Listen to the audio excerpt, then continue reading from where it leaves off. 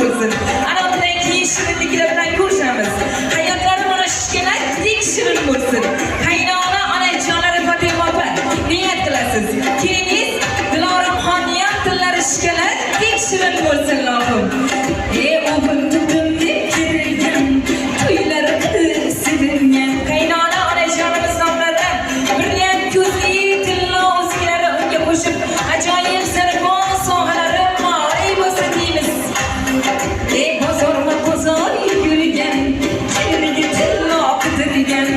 Bozor yugurgan, keliniga sirto qidirgan. Qabul aylang qaynonajon, kelinim silon yor. Qabul aylang mana bugundan boshlab oyijonisi, mehribonisi, chorajonisi.